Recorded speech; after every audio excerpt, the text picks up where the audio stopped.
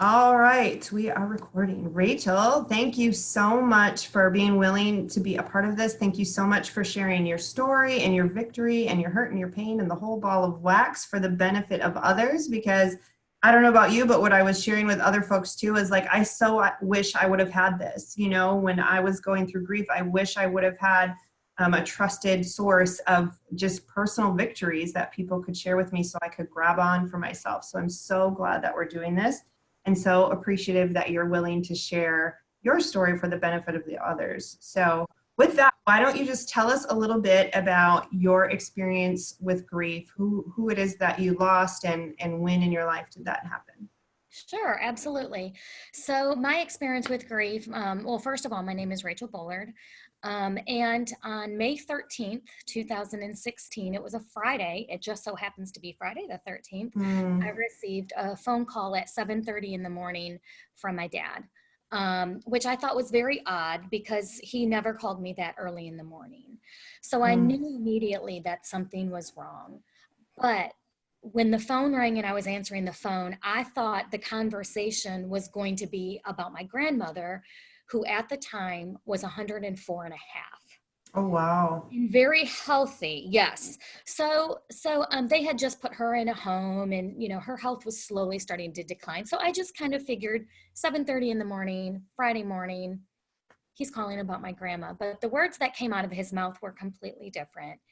Um, he asked me, what I was doing. Said I was just getting ready to start my day. And the words that came out of his mouth, like I said, were completely unexpected. He said, "It's Jacob. It doesn't look good. Mm, He's gone." And mm, my mind just started, I had a hard time processing what he was talking about, what he meant. Well, Jacob was my brother. 30, he had just turned 37 years old. He had lived with my parents most of his life, and he had moved out and come home and moved out and come home. He had just recently moved back home from Raleigh, North Carolina, trying to get his life together, trying to figure out what he wanted to do when he grew up. Um, mm, so I couldn't quite grasp what he meant. And I said, "Well, what do you mean?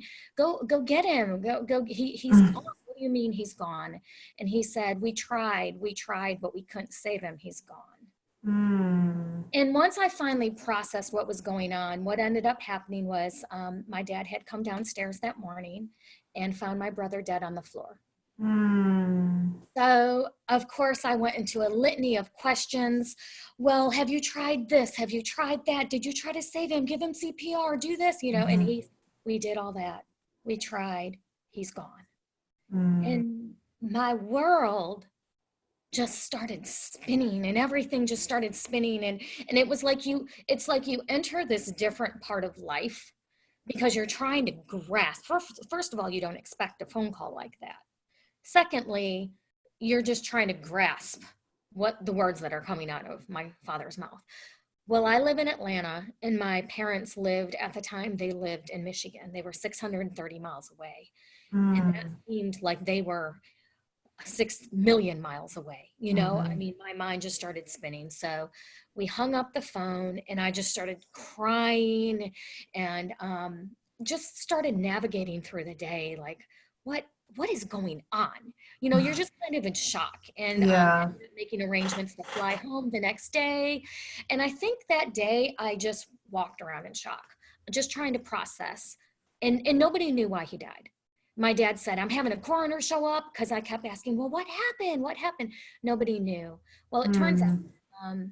we found out when the coroner did show up, he was a drug addict, and we had no idea. Um, Wow. so the coroner, they ended up finding drugs in my parents' house, and basically he died from an accidental overdose. So not only were we dealing with an unexpected death, but then we were dealing with trying to grasp the fact that my brother was this addict, and he had been this addict for years, and lived a completely separate life that he hid from everybody. Like Wow. only a handful of people knew. Pretty much his drug dealer and his girlfriend, maybe one other person. Nobody knew. So he Mm. lived this lie, and it really, so trying to deal with grief, and then we had to deal with all of that. So it was a hard blow. Yeah, I can certainly relate and can imagine. What would you say, like going back to that moment and when you first start, what was the most surprising thing? Like, what was the thing that you're like, I didn't expect this from grief, or I didn't realize that this side effect or this thing, what was most surprising to you? There were two things. Um, how overwhelming grief is. It to me, Mm, it's like a tidal wave. You grieve, you walk through this, every step of grief is true. You're in denial, and then you get really angry, and then you're walking through all the steps. But it amazed me how grief to me was like a tidal wave. Like right mm, when I thought, okay, yep, this is real, this is true, we're going to get through this, we're going to get through this, then these emotions would just come crashing in. And I'd be in the middle of a sentence, I'd be in the middle of a conversation, I'd be in the middle of just quiet time, and I would just start bawling, or my mm. heart would just start to hurt. I would just get.